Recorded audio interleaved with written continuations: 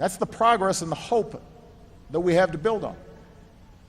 And so much of that derives from the extraordinary leadership and sacrifice of our Air Force and the other branches of our military. So we are well positioned. You enter this moment with a lot of good cards to play.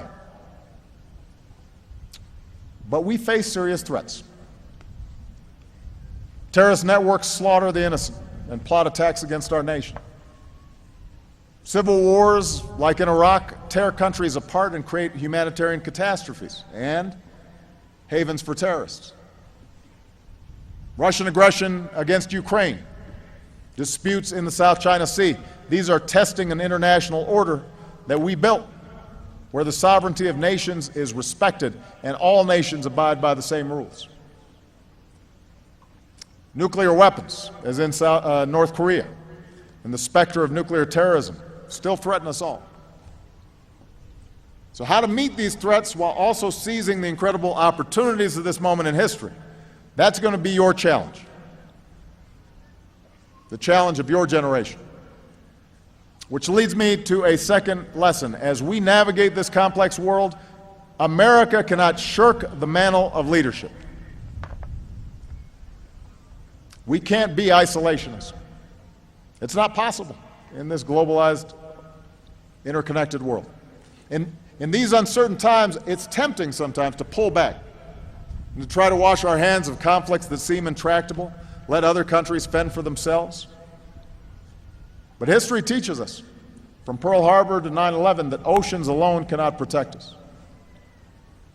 Hateful ideologies can spark terror from Boston to San Bernardino. In a global economy, it's not possible to stop trading goods and services with other countries.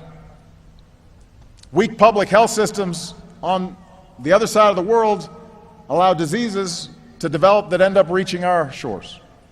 So we cannot turn inward. We cannot give in to isolationism. That's a false comfort. Allowing problems to fester over there makes us less secure here. So as Americans, we have to keep leading and working with others to build the security and prosperity and justice we want in the world. By the way, one of the most effective ways to lead and work with others is through treaties that advance our interests. Lately, there's been a mindset in Congress that just about any international treaty is somehow a violation of American sovereignty. And so the Senate almost never approves treaties anymore. They voted down a treaty to protect disabled Americans, including our veterans, while Senator and World War II veteran Bob Dole was sitting right there in the Senate chambers in a wheelchair.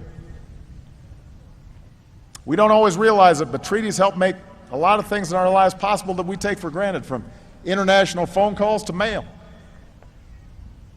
Those are good things. Those are not a threat to our sovereignty. I think we can all agree on that. But also from NATO to treaties controlling nuclear weapons. Treaties help keep us safe. So if we're truly concerned about China's actions in the South China Sea, for example, the Senate should help strengthen our case by approving the law of the Sea Convention, as our military leaders have urged. And by the way, these treaties are not a new thing. The power to make treaties is written into our Constitution. Our founding fathers ratified lots of treaties. So it's time for the Senate to do its job and help us advance American leadership rather than undermine it.